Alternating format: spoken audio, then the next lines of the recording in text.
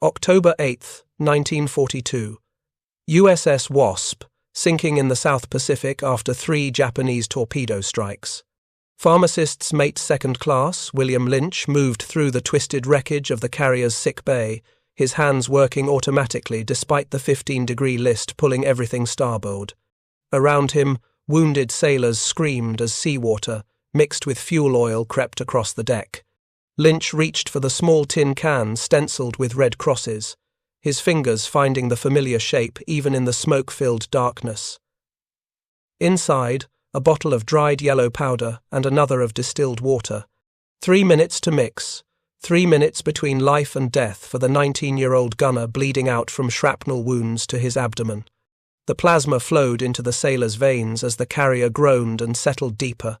The boy's pulse strengthened, his eyes opened. He would survive the sinking, survive the war, survive to see his 50th birthday, all because of a discovery made in a laboratory at Columbia Presbyterian Hospital in New York City 3 years earlier by a black surgeon who would never be allowed to donate his own blood to the system he created. The irony was crushing and complete. Dr. Charles Drew had solved the most pressing medical crisis of modern warfare, only to be told his blood wasn't good enough to save white soldiers. Yet his innovation would travel 13,000 miles from Harlem to Guadalcanal, from Boston to Iwo Jima, and prove more effective at preventing death than any weapon ever deployed. The mathematics were undeniable. In World War I, 8% of wounded soldiers died from their injuries. In World War II, that figure dropped to 4.5%. 96 survived out of every 100 wounded. The difference wasn't better surgery or braver medics. The difference was plasma, and plasma existed because one man refused to accept that blood had to be fresh to save lives. If you're enjoying this deep dive into the story, hit the subscribe button and let us know in the comments from where in the world you are watching from today. Charles Richard Drew was born on June 3, 1904, in Washington, District of Columbia, the eldest of 5 children in a middle-class African-American family. His father Richard laid carpets. His mother Nora had trained as a teacher. The neighborhood was Foggy Bottom, largely middle-class and interracial by the standards of early 20th-century Washington. Young Charles showed 2 distinct talents early. First, an extraordinary gift for athletics. By high school at Dunbar, he excelled at football, basketball, baseball, and track. He won medals. He set records. Coaches from across the city knew his name. Second, an uncommon ability to organize and lead. As a teenager, he coordinated his newspaper route with 10 childhood friends into a network that delivered 2,000 papers daily. The boy who managed that operation would later manage blood collection for an entire nation at war. In 1922, Drew earned an athletic scholarship to Amherst College in Massachusetts, one of only 13 black students in a student body of 600. He played football and competed in track and field, earning recognition as an exceptional athlete even among exceptional athletes. But during his sophomore year, his younger sister Elsie died of tuberculosis at age 9. The loss devastated Drew and crystallized his future. He would become a doctor. After graduating from Amherst in 1926, Drew needed money for medical school. He spent 2 years teaching biology and coaching at Morgan College, now Morgan State University, in Baltimore. By 1928, he had saved enough to apply to medical school. Only 2 American schools would accept black applicants.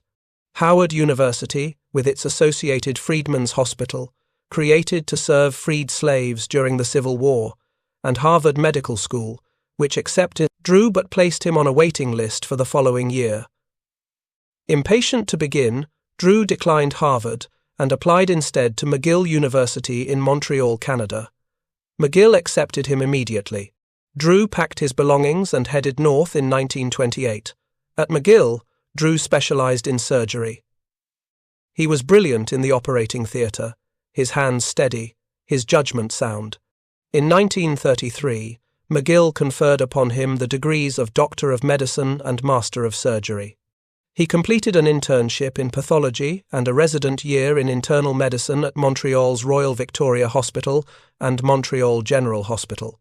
During these training years, Drew witnessed something that troubled him deeply.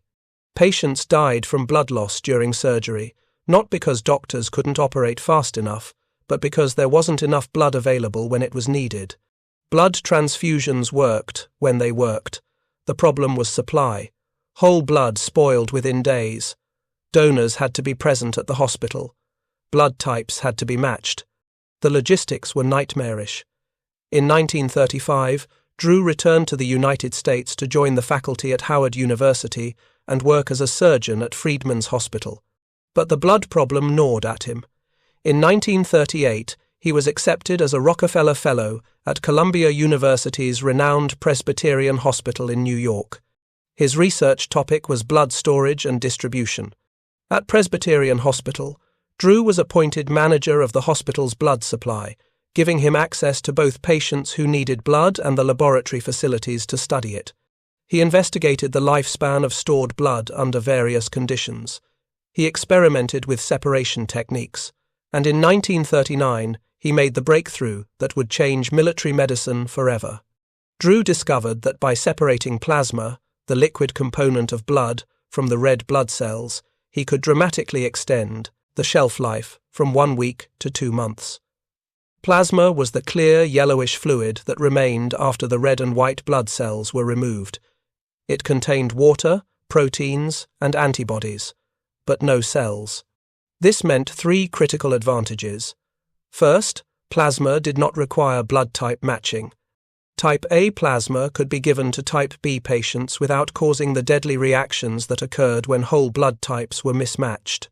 Second, plasma could be dried and reconstituted, making it possible to store and transport it across vast distances. Third, plasma was extraordinarily effective at treating shock and replacing lost fluids, the 2 most immediate threats to wounded soldiers. Drew's doctoral dissertation, titled Banked Blood, A Study in Blood Preservation, described these novel methods. The work earned him a Doctor of Medical Science degree from Columbia in 1940, making him the first African American to receive this distinction. But Drew's timing was prophetic. Even as he completed his dissertation, Europe was sliding into war, and America was 2 years away from joining it. His discovery arrived precisely when the world would need it most desperately. By summer 1940, the Luftwaffe was bombing England relentlessly. The Blitz produced massive civilian casualties in London, Birmingham, Liverpool, and dozens of other cities. British hospitals were overwhelmed. They desperately needed blood, but Britain lacked the infrastructure to collect and process enough on its own. The British government reached out to the United States for help. America wasn't yet in the war, but many Americans wanted to support Britain's fight against Nazi Germany. A program called Blood for Britain was organized to collect blood donations in the United States and ship plasma overseas. The project needed a medical director, someone who understood blood chemistry, preservation techniques, and large-scale logistics. Charles Drew was the obvious choice. He was appointed medical supervisor of Blood for Britain in August 1940. Drew immediately recognized that the program would fail without standardization. Different hospitals were using different collection methods, different processing techniques, different storage procedures. The variation meant some plasma arrived in Britain contaminated or degraded. Drew set to work creating uniform procedures. He established standards for collecting blood at participating hospitals. He developed protocols for extracting, testing, and packaging plasma. He created quality control systems to ensure every shipment was uncontaminated and safe. Perhaps most importantly, Drew invented mobile blood donation stations. He took refrigerated trucks and converted them into traveling collection centers. Donors could give blood at storefronts, factories, community centers, anywhere the trucks could reach. The press dubbed them bloodmobiles, and the name stuck. Between August 1940 and January 1941, Blood for Britain collected donations from almost 15,000 people and shipped over 5,000 litres of plasma to Britain. The programme was an unqualified success. British doctors reported that the American plasma was saving lives. Soldiers wounded during the Blitz survived because of transfusions administered in makeshift aid stations. The logistical template Drew created, the standardized procedures, the quality controls, became the model for what would soon become necessary when the United States entered the war. In January 1941, as Blood for Britain concluded, the National Research Council and the American Red Cross asked Drew to establish a pilot program for a national blood bank. America wasn't yet at war, but military planners understood it was coming. They needed a system ready to supply blood to American forces when the fighting started. Drew was appointed the first medical director of the American Red Cross Blood Bank in February 1941. He brought the same systematic approach he had used for Blood for Britain. He expanded the Bloodmobile program. He established a central laboratory with strict, uniform standards. He created training programs for technicians. He built the infrastructure for collecting, processing, and distributing blood on a massive scale. But then came the problem that would define Drew's legacy as much as his scientific achievements. In late 1941, as the blood bank pilot program expanded, the United States War Department issued a policy. The military would accept blood donations from African Americans, but that blood had to be stored separately from blood donated by white Americans. The official justification was stunning in its cynicism. A War Department memorandum stated that the policy was for reasons which are not biologically convincing, but which are commonly recognized as psychologically important in America. In other words, the military acknowledged the policy had no scientific basis whatsoever, but implemented it anyway because white soldiers might be upset if they knew they were receiving blood from black donors. Charles Drew, who had created the entire system, who had proven that plasma was plasma regardless of the donor's race, was told that his own blood was unacceptable for white soldiers. The policy was not just insulting, it was operationally inefficient. Segregating blood required duplicate storage facilities, duplicate labeling systems, duplicate transport logistics. It reduced the available supply by creating artificial scarcity. Most importantly, it was based on racism masquerading as psychology. Drew objected strenuously. He wrote letters. He gave interviews. In one statement, he said, "I feel that the recent ruling of the United States Army and Navy regarding the refusal of colored blood donors is an indefensible one from any point of view. It was a bad mistake for 3 reasons. First, no official department of the federal government should willfully humiliate its citizens. Second, there is no scientific basis for the order. Third, they need the blood." The Red Cross and the military did not budge. The policy remained. In 1942, Drew resigned from the blood bank program in protest. He returned to Howard University to focus on teaching and surgery. Between 1941 and 1950, more than half of the black surgeons in the United States studied under Drew. He became the first African American selected to serve as an examiner on the American Board of Surgery in 1941, and was elected to the International College of Surgeons in 1946. But the blood segregation policy haunted him. In a 1944 letter, he called it a grievous mistake, a stupid error. He noted the bitter irony in his Spingarn Medal acceptance speech that same year. One can say quite truthfully that on the battlefields, nobody is very interested in where the plasma comes from when they are hurt. December 7, 1941. Pearl Harbor. The Japanese attack brought America into the war with stunning violence. 2,400 Americans killed, 1,200 wounded. The wounded began arriving at Navy hospitals with massive trauma injuries, burns, shock. Medical officers reached for the dried plasma kits that Charles Drew's system had stockpiled. The results were immediate and dramatic. Men who should have died from blood loss stabilized. Surgeons who would have lost patients to shock instead had time to operate. The plasma worked exactly as Drew had proven it would. Within weeks, the military dramatically expanded plasma production. By 1942, the American Red Cross and pharmaceutical companies were producing hundreds of thousands of plasma units. The military established standardized dried plasma kits. Each kit contained 2 tin cans. One bottle held 400 cubic centimeters of distilled water, the other held dried plasma, A medic could mix them in 3 minutes, and the reconstituted plasma remained viable for about 4 hours. The kits were shipped to every theatre of war, but they proved especially crucial in the Pacific. The Pacific War was unlike anything American military medicine had encountered.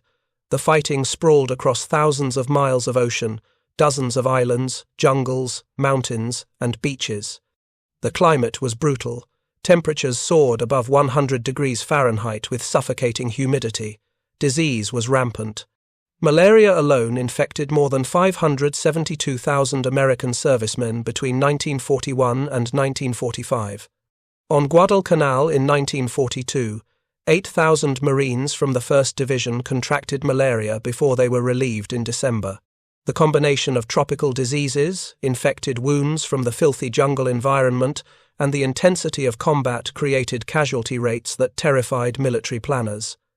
But the Pacific also presented unique opportunities for medical innovation. Island-hopping campaigns meant the military could establish sophisticated medical infrastructure on captured islands. Advanced base blood bank facilities were set up on Guam, Iwo Jima, Okinawa, and other islands, sometimes just weeks after they had been battlefields.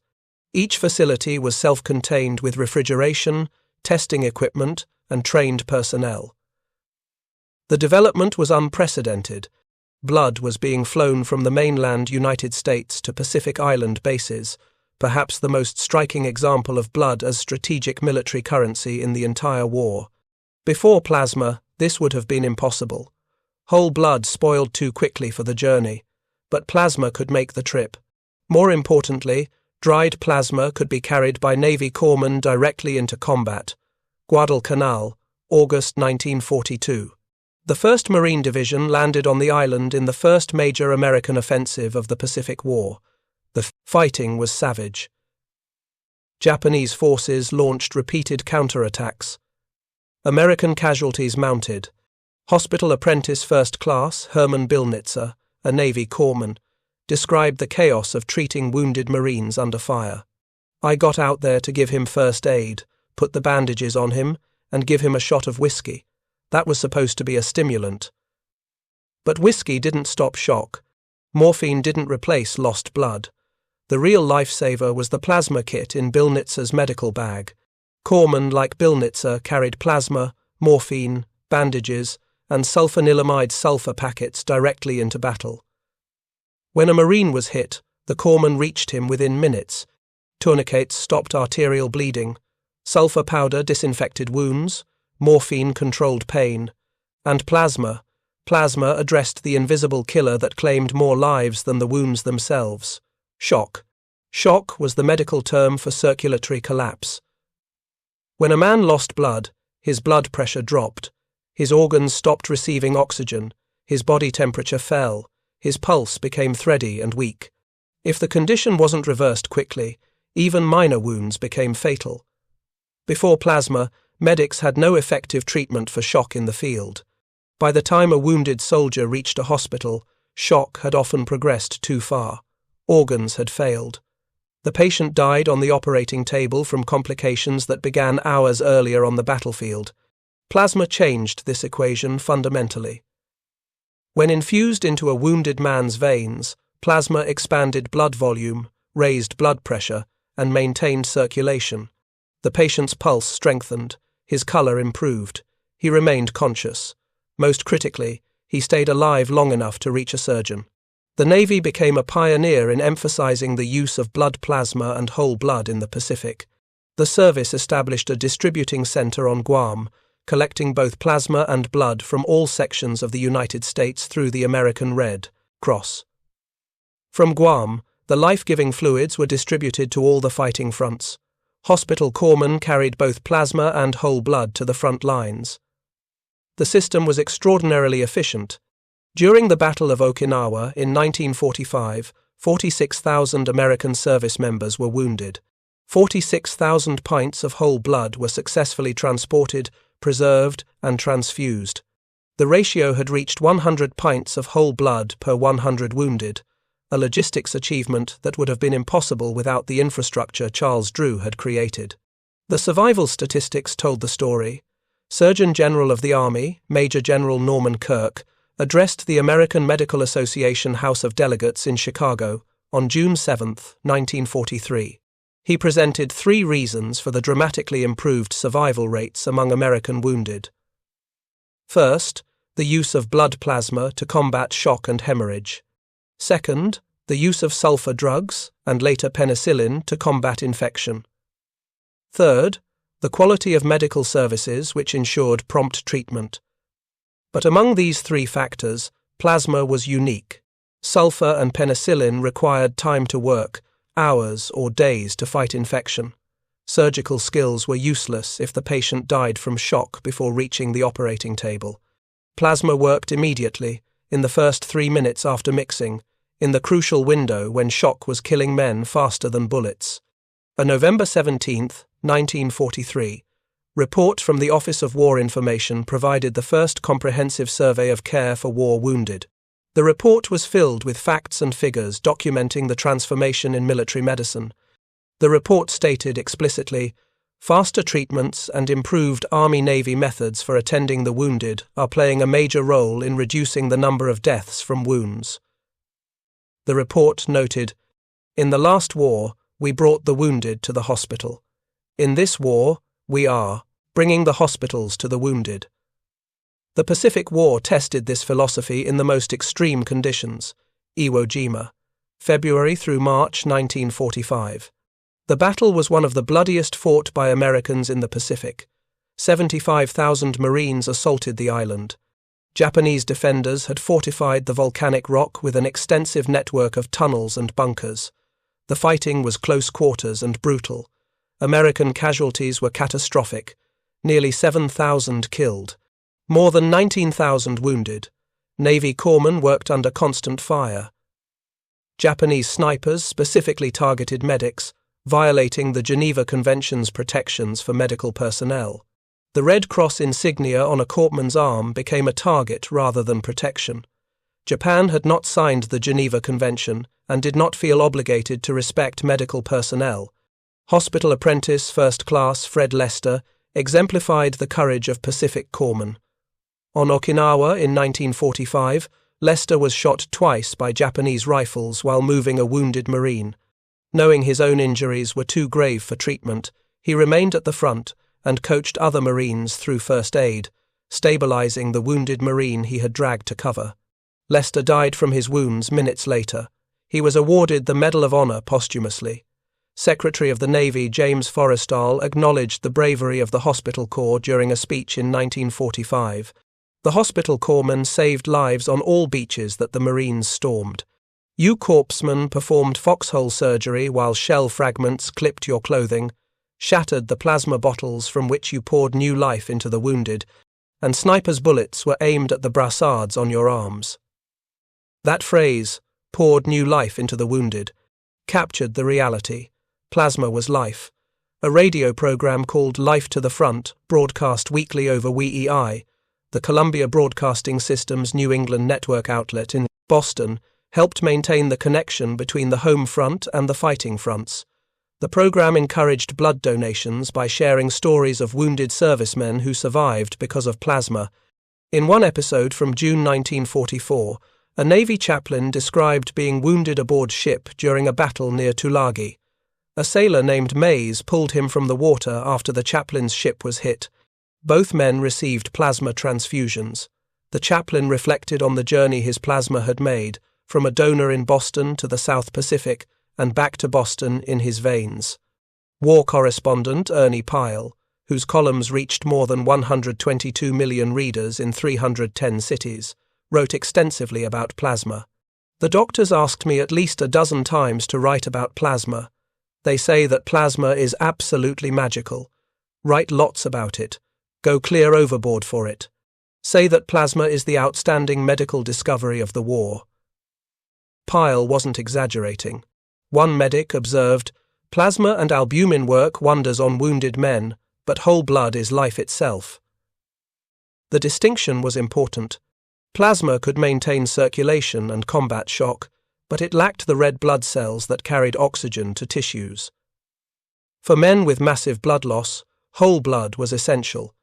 By 1943, the Allies had developed an impressive system of blood banks to ensure whole blood reached field hospitals. The system used the infrastructure Drew had pioneered, expanded to global scale, but plasma remained indispensable for frontline treatment. A corpsman couldn't carry refrigerated whole blood into combat. He could carry dried plasma. The Battle of Saipan in June through July 1944 demonstrated the mature blood supply system in action. American casualties exceeded 16,000, including over 3,000 killed. Medical personnel established aid stations within yards of the front lines. Plasma was administered to wounded men within 3 minutes of injury. Those who required surgery were evacuated to field hospitals, often by amphibious craft called DUKWs, nicknamed ducks. These vehicles could pick up wounded men on land, drive across terrain, enter the water, and motor directly to LST hospital ships waiting offshore. The entire evacuation chain, from point of injury to operating table, was designed around keeping men alive long enough for surgery.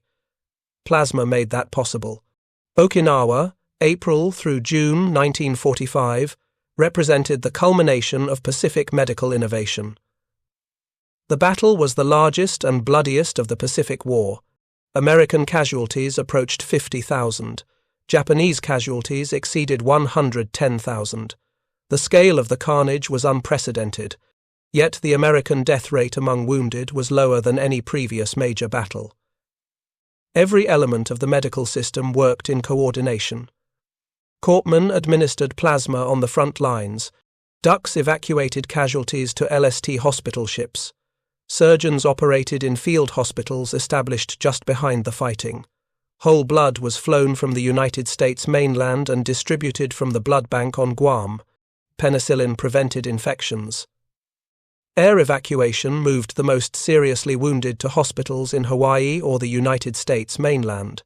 The Marine Corps Squadron SCAT, South Pacific Combat Air Transport, began evacuating patients in September 1943. Between then and June 1944, SCAT transferred over 40,000 patients to hospitals removed from combat zones.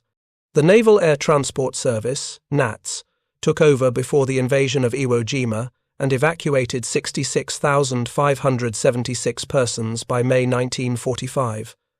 Speed was critical.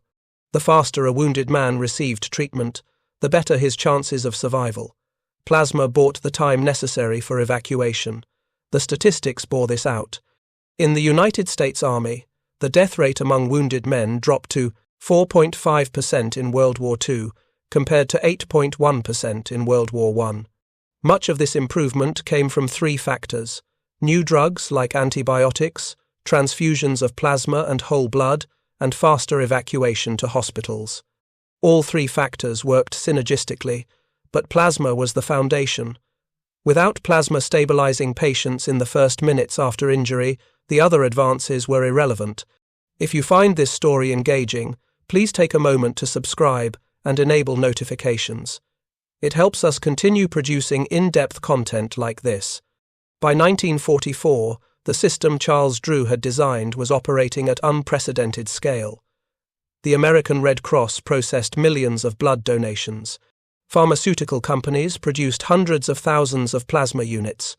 The military distributed plasma kits to every theater of war. In the Pacific alone, the volume of plasma shipped was staggering. Every Navy corpsman carried plasma. Every aid station stocked plasma. Every hospital ship stored plasma. Every field hospital maintained plasma supplies. The infrastructure required coordination between civilian blood donors, Red Cross collection centers, processing laboratories, military supply chains, ships, aircraft, and frontline medics. It was one of the most complex logistics operations of the entire war. Yet throughout this massive expansion, the blood segregation policy remained. African American donors could give blood, but their donations were stored separately. Labels marked each unit by the race of the donor. White soldiers received plasma from white donors. Black soldiers received plasma from black donors. The inefficiency was compounded by the reality that black servicemen made up only about 10% of the military. This meant black plasma supplies were often underutilized while white plasma supplies ran short. The absurdity of the policy became apparent in combat. A corpsman treating a wounded Marine on Iwo Jima didn't check the label on the plasma bottle to verify the donor's race. He mixed the plasma, inserted the needle, and infused the life-saving fluid. The Marine didn't ask about the donor's race. He was grateful to survive. Lieutenant Commander Edward Pete Churchill, a surgeon in the North African and Mediterranean theatre, was incensed by the segregation policy. In 1943, he briefed a New York Times reporter with the aim of publicizing the need for military blood banks and the stupidity of blood segregation. Churchill's campaign, combined with Drew's continuing advocacy and pressure from civil rights organizations, kept the issue in public view. But the policy did not change while Drew was alive. A captured Luftwaffe pilot, interrogated after being shot down in the European theatre, reportedly told his captors that German intelligence had noticed American segregation of blood supplies and considered it a sign of American weakness and internal division. The pilot noted that German forces, despite Nazi racial ideology, did not segregate blood in field hospitals because it was operationally impractical. The irony was bitter. America, which framed the war as a fight for democracy and freedom against fascist racism, maintained an explicitly racist policy in its own military medicine. Charles Drew never served in the Pacific. He never treated wounded Marines on Guadalcanal or corpsmen on Okinawa. But his innovation was present at every aid station, every field hospital, every hospital ship in the Pacific Theatre. The dried plasma kits that saved lives from Pearl Harbor to Okinawa existed because Drew had proven plasma could be separated, dried, stored, and reconstituted. The standardized procedures that ensured quality and safety existed because Drew had created them for Blood for Britain. The Bloodmobile network that collected donations from millions of Americans existed because Drew had invented the concept. He had built the foundation. Others expanded it to a global scale, but the foundation was his. The irony deepened when considering Drew's own fate. On April 1, 1950, Drew was driving to Tuskegee, Alabama, to attend the annual free clinic at John A. Andrew Memorial Hospital. 3 other black physicians accompanied him. Drew had spent the night before in the operating theatre and was exhausted. Around 8 o'clock in the morning, still fatigued, he lost control of the vehicle. The car careened into a field and somersaulted 3 times. The 3 other physicians sustained minor injuries. Drew was trapped with severe wounds. His foot had become wedged beneath the brake pedal. When emergency technicians reached him, Drew was in shock and barely alive due to severe leg injuries. He was taken to Alamance General Hospital in Burlington, North Carolina. Doctors administered plasma and provided emergency treatment. Despite their efforts, Drew was pronounced dead 30 minutes after receiving medical attention. His death certificate listed brain injury, internal hemorrhage to the lungs, and multiple extremity injuries. He died from the same kind of massive trauma that plasma had helped thousands of soldiers survive on Pacific battlefields. He was 45 years old. A myth later circulated that Drew had been refused treatment at a whites-only hospital and bled to death because of racial segregation. The myth was false. Eyewitness testimony from the physicians in the car, including Dr. Walter R. Johnson, confirmed that Alamance General Hospital, though it segregated patients, treated Drew immediately. Plasma was administered. Every available medical intervention was attempted. Drew's injuries were simply too severe. The myth persisted because it seemed to fit the narrative of Drew's life, a man destroyed by the racism he had fought against. But the truth was different, and perhaps more tragic. Drew died in a random accident, not from racism, but from the same kind of trauma he had spent his career helping others survive. His funeral on April 5, 1950, at the 19th Street Baptist Church in Washington, District of Columbia, was attended by hundreds of veterans, medical professionals, and civil rights leaders. The eulogies emphasized his scientific achievements, his dedication to teaching, and his advocacy for racial equality in medicine. But perhaps the most meaningful tribute came in a quieter form. Throughout the Pacific, in veterans' hospitals across America, in medical schools and blood banks, Drew's innovations continued saving lives. The system he had built outlasted him. The blood segregation policy ended in December 1950, tragically after Drew's death. The American Red Cross and the military finally acknowledged what Drew had been saying for nearly a decade. There was no scientific basis for separating blood by race. The policy had been expensive, inefficient, and morally indefensible. Its elimination came too late for Drew to witness, but it came because he and others had refused to stop protesting. The Pacific War formally ended on September 2, 1945, when Japan signed the Instrument of Surrender aboard the USS Missouri in Tokyo Bay. By that date, American forces had suffered over 107,000 killed in action and 208,000 wounded in the Pacific theater. The death toll was staggering, but the survival rate among wounded was unprecedented. Approximately 3 men were wounded in action for every man who was killed on the battlefield or died of his wounds in Allied armies. This relatively high survival rate was made possible by advances in medicine that meant a wounded man who survived long enough to reach a field hospital had an excellent chance of recovery. The corresponding figure for the Japanese army was nothing short of appalling. The state of Japanese military medicine and the nature of Japanese tactics translated into a 95% death rate among combat casualties. The difference between American and Japanese casualty care was stark and measurable. American wounded received plasma within minutes, antibiotics within hours, surgery within a day. Japanese wounded often received no treatment at all. They were expected to fight until dead or to commit suicide rather than burden their units. The contrast revealed how medical innovation could fundamentally alter the human cost of war. The dried plasma kit became iconic. Photographs from the Pacific show corpsmen administering plasma to wounded Marines on beaches, in jungles, aboard sinking ships. The image of a medic holding a plasma bottle aloft while the fluid flows into a wounded man's arm became one of the defining visual symbols of American combat medicine. Museums today display original plasma kits from World War II. The National Museum of the Pacific War in Fredericksburg, Texas, includes plasma equipment in its exhibits on battlefield medicine.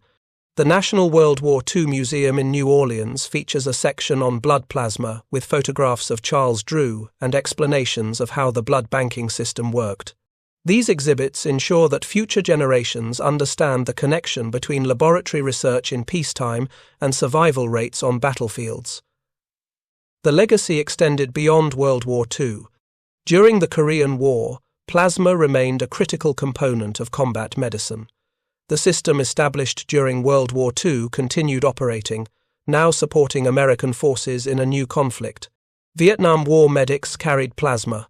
Helicopters evacuated wounded soldiers to Mobile Army Surgical Hospitals, MASH units, where surgeons had access to both plasma and whole blood.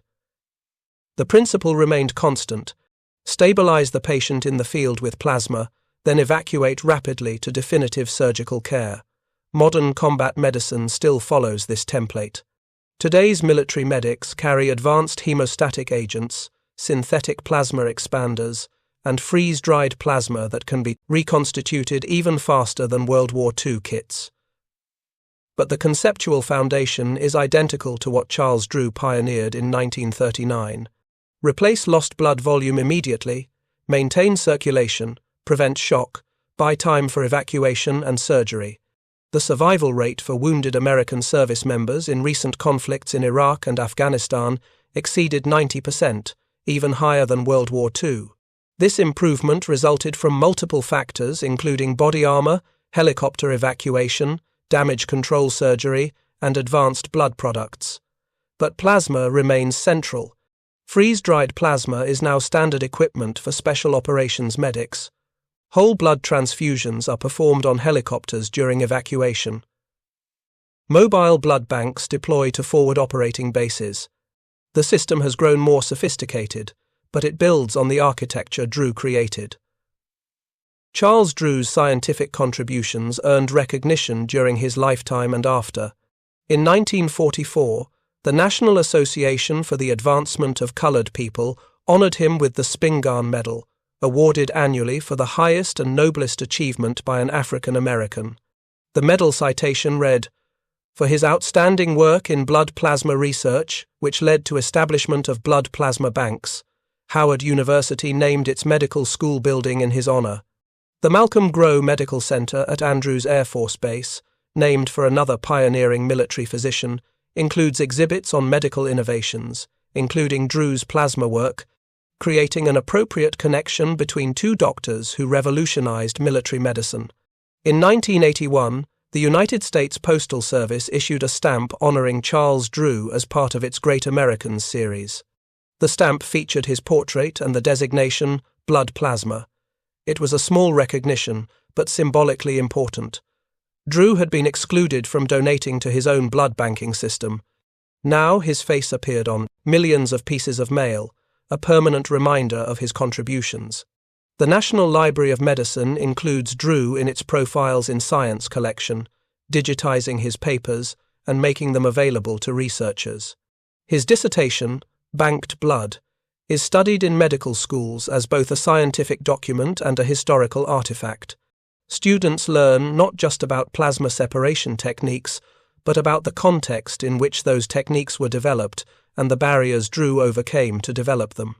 The Blood for Britain program is commemorated in both American and British institutions. The Imperial War Museum in London includes exhibits on the Blitz and civilian casualties, noting the role of American plasma in treating wounded British citizens. The Churchill War Rooms, the underground bunker where Winston Churchill directed the British war effort, includes mentions of American assistance, including the Blood for Britain program. These exhibits connect Drew's work to the larger story of Anglo-American cooperation during World War II. The blood arrived when Britain needed it most, during the darkest days of 1940, when invasion seemed imminent and civilian casualties were mounting. The plasma saved British lives before it saved American lives, a fact that underscores the international significance of Drew's innovation. The racial dimension of Drew's story has been analysed extensively by historians. His career illuminated the contradictions of American society during the 1940s. He was brilliant enough to revolutionize military medicine, but not white enough to be accepted into the American Medical Association's Washington District of Columbia chapter. He was essential enough to direct the nation's blood banking system, but not acceptable enough to donate his own blood to that system. He trained more than half of all black surgeons in America during the 1940s, creating a medical leadership class that would later play crucial roles in the civil rights movement. Yet he died without ever seeing full integration in American medicine. The medical community has grappled with this history. In recent decades, medical schools have incorporated discussions of racism in medicine into their curricula, using Drew's story as a case study. Students examine how scientific racism justified blood segregation despite lacking any scientific basis. They analyze how institutional racism created barriers for black physicians like Drew, even as their contributions were essential to saving lives. They discuss how the blood segregation policy harmed military effectiveness by creating logistical inefficiencies. These discussions help future physicians understand how racism can corrupt medical practice and why vigilance against bias remains necessary. Blood donation today is colorblind. When someone donates blood at an American Red Cross center, no one asks their race. The blood is typed, tested, and stored based solely on medical criteria. The infrastructure Drew created, the standardized procedures, the quality controls, the mobile donation stations, all continue operating without the racial segregation that Drew fought against. This represents a victory, though one Drew did not live to see. The blood banking system functions as he believed it should, based on science rather than prejudice. The Pacific Theater's medical achievements were documented extensively in official military histories. The Army Medical Department's official history of World War II, published in multiple volumes after the war, devoted substantial attention to blood plasma. The Navy's medical history similarly emphasized the role of plasma in reducing mortality rates among wounded sailors and Marines. These official histories acknowledged Charles Drew by name and credited his research with enabling the large-scale blood banking system. Military medical historians recognized that while many individuals contributed to wartime medicine, Drew's innovations were foundational. Private Roy W. Humphrey of Toledo, Ohio, became one of the most photographed plasma recipients of the war. A famous image shows him receiving plasma after being wounded by shrapnel in Sicily on August 9, 1943. The photograph appeared in newspapers, magazines, and government publications, encouraging blood donations. Humphrey survived his wounds and returned home after the war. He never met Charles Drew, but his survival depended on Drew's innovations. Humphrey's photograph, like thousands of similar images from the Pacific, documented the moment when plasma saved a life. The visual evidence was powerful and undeniable. Technical Sergeant William Alexander, a top turret gunner with the 94th Bombardment Group in Europe, described his experience receiving plasma after being wounded by flak. "The corpsman stuck the needle in my arm, and I could feel the plasma going in. It was warm. Within a few minutes, I could think clearly again. The shock was wearing off. I knew I was going to make it." Alexander's description captured what plasma did physiologically. It raised blood pressure, improved circulation to the brain, reversed the downward spiral of shock. The experience of receiving plasma was often the difference between consciousness and unconsciousness, between survival and death. In the Pacific, where evacuation distances were vast and fighting was intense, plasma's importance was magnified. A Marine wounded on Peleliu in September 1944 might be hundreds of miles from the nearest hospital ship. Without plasma, he would die from shock before evacuation was possible. With plasma, he could survive the wait for a duck to reach him, survive the ride to the beach, survive the transfer to an LST, survive the journey to the hospital ship, survive long enough for surgery. Each stage of evacuation became survivable because plasma maintained his circulation. The Marine Corps recognized this reality and ensured every corpsman was trained in plasma administration. Training films produced during the war showed step-by-step procedures for mixing dried plasma, inserting the needle, monitoring the patient, and adjusting the flow rate. The films emphasized speed and sterile technique. Corpsmen practiced on each other during training, becoming proficient before deploying to combat zones. This training saved lives. A corpsman who could mix and administer plasma in under 5 minutes gave his wounded Marine 5 more minutes of circulating blood, 5 more minutes of oxygen reaching vital organs, 5 more minutes of life. The plasma bottles themselves were designed for durability. They were made of thick glass that could withstand rough handling in combat conditions. The caps were sealed to prevent contamination. The bottles fit into standard medical bags carried by corpsmen. Every detail was engineered for reliability under the worst possible circumstances. When a corpsman dropped into combat carrying his medical bag, he knew the plasma bottles inside would work. This confidence came from the quality control systems Drew had established. Every bottle was tested. Every batch met standards. The reliability was absolute. Contrast this with Japanese medical care in the Pacific. Japanese forces lacked an equivalent to the American plasma system. They used lactated Ringer's solution, a salt solution that could maintain circulation but lacked the proteins and clotting factors present in plasma.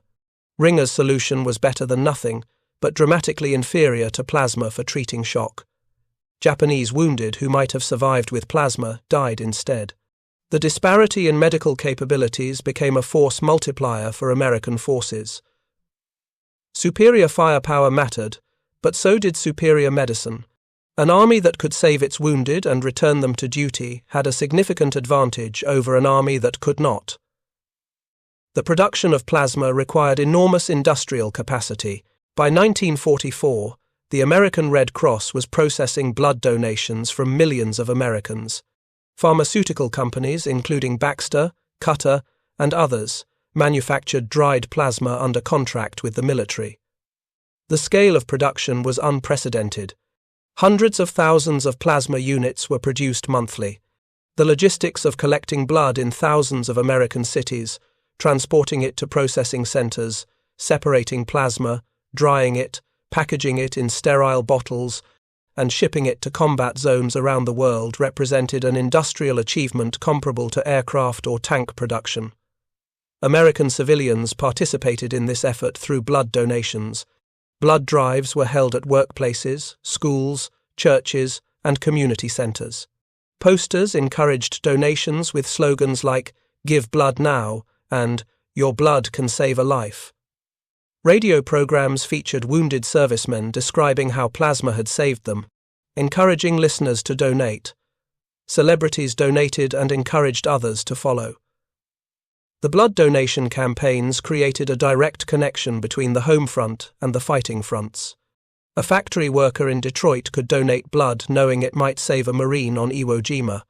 That connection strengthened morale and gave civilians a way to contribute to the war effort beyond rationing and bond purchases.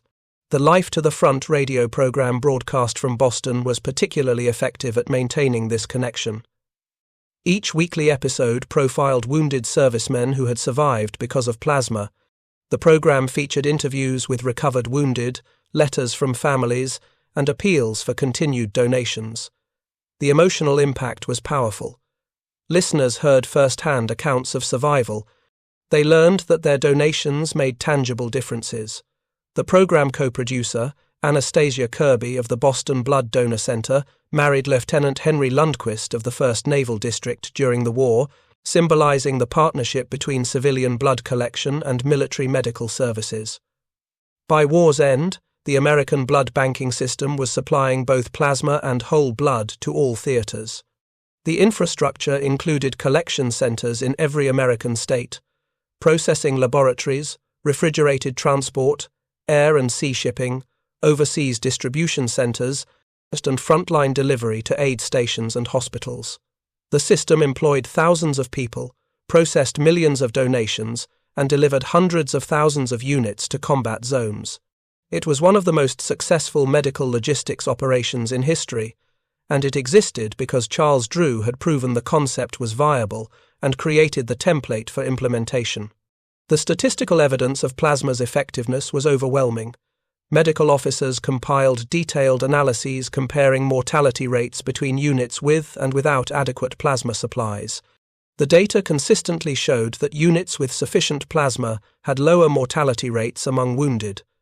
The correlation was so strong that plasma availability became a key factor in operational planning. Commanders launching amphibious assaults ensured plasma stockpiles were adequate before operations began. Medical planners calculated plasma requirements based on expected casualty rates and requested supplies accordingly. Plasma became as essential to planning as ammunition or fuel. One analysis from the European theatre compared casualties from the North African campaign in 1942 and 1943 with casualties from the Italian campaign in 1943 and 1944. The mortality rate among wounded dropped significantly between these periods, with the primary difference being increased plasma availability and more efficient distribution systems in Italy. The same pattern appeared in the Pacific.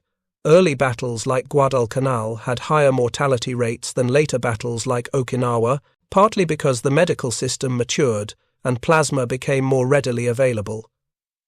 The military's official position on plasma was unambiguous. In a 1945 report, the Army Surgeon General stated, "Plasma therapy has been one of the outstanding features of medical care in this war. It has been a major factor in the reduction of death rates from wounds." The Navy's Surgeon General issued similar statements. Both services credited plasma with saving thousands of lives that would have been lost in previous wars. The endorsements came from the highest levels of military medical leadership, validating everything Charles Drew had argued for 5 years earlier. Drew's teaching legacy at Howard University extended beyond surgical technique. He emphasized the importance of research and innovation. He encouraged his students to question conventional wisdom and seek better solutions to medical problems. He taught them that scientific excellence could overcome racial barriers, though it shouldn't have to. Many of his students became leaders in medicine, carrying forward his commitment to both excellence and equality. They became department chairs, deans, and surgeons general. They trained the next generation, creating a lineage of black medical leadership that traces directly to Drew. Between 1941 and 1950, Drew supervised the training of more than half of all black surgeons in America. This represented an extraordinary concentration of mentorship. At a time when most medical schools excluded black students entirely, Drew was creating a cadre of highly trained surgical specialists. His students faced discrimination throughout their careers, denied privileges at many hospitals, excluded from many professional societies, yet they persisted and excelled. They credited Drew with giving them not just technical skills, but the confidence to demand recognition for their abilities. The American Board of Surgery's decision to appoint Drew as an examiner in 1941 was groundbreaking. He was the first African American to serve in this role, evaluating and certifying surgeons. The position required extensive medical knowledge and judgment. It placed Drew as a peer among the nation's elite surgeons. The appointment demonstrated that even in a segregated society, true expertise could not be denied forever. Drew used the position to ensure fair evaluation of all candidates, regardless of race, setting a standard that influenced the board's practices for decades. Drew's death in 1950 removed a powerful voice for racial justice in medicine, but his students and colleagues continued his advocacy. They challenged discriminatory policies, demanded integration of hospitals and medical schools, and used their positions to create opportunities for future generations. The civil rights movements of the 1950s and 1960s included many physicians who had trained under Drew or been influenced by his example. They brought medical expertise to discussions of health disparities and used their professional standing to support broader civil rights efforts. The National Medical Association, the organization of black physicians founded in 1895, when the American Medical Association excluded black doctors, honored Drew repeatedly. The association recognized that Drew's achievements advanced not just medicine but the struggle for racial equality. His success demonstrated that segregation wasted talent. His advocacy proved that institutional racism could be challenged and eventually overcome. His legacy inspired younger physicians to continue the fight for justice. Modern discussions of health disparities often reference Drew's story. Researchers examining racial inequities in healthcare note that the blood segregation policy Drew fought against was part of a broader pattern of discrimination in medical research and treatment. The policy reflected assumptions that race was biologically meaningful in ways that science did not support. These assumptions persisted in various forms for decades, influencing research design, treatment protocols, and health policy. Dismantling them required the kind of evidence-based advocacy Drew exemplified, combining rigorous science with moral clarity. Blood banks today serve diverse populations. The American Red Cross actively recruits donors from all racial and ethnic backgrounds. Specialized drives target communities whose blood types are particularly needed. The system recognizes that genetic diversity in blood types means diverse donors are essential for meeting medical needs. This represents the full realization of Drew's vision, a blood banking system based entirely on medical science without regard to race. The evolution from segregated blood banks in 1942 to integrated blood banks today reflects broader social progress, but it also reflects the specific advocacy of individuals like Drew, who refused to accept discriminatory policies. The technical aspects of Drew's research remain relevant. His methods for separating and preserving plasma were refined over subsequent decades, but the basic principles remain unchanged. Modern plasma separation uses centrifuges and automated systems rather than the manual techniques Drew employed. But the goal is identical: separate the liquid plasma from cellular components, preserve it for storage, ensure it remains uncontaminated. Drew's dissertation from 1940 is still read by medical students as an example of clear scientific writing and systematic research design. The concept of the bloodmobile, Drew's invention, persists as a standard method for blood collection. The American Red Cross and other blood collection organizations operate fleets of mobile donation centers. They travel to workplaces, schools, churches, and community events. They bring the donation opportunity to people rather than requiring people to travel to fixed centers. This dramatically increases donation rates and ensures blood supplies remain adequate. The Bloodmobile is such a familiar feature of American life that its origin is often forgotten. The trucks with their distinctive red crosses, their reclining chairs, their staff taking donations, all trace back to Drew's innovation in 1940. Thank you for watching. For more detailed historical breakdowns, check out the other videos on your screen now and don't forget to subscribe.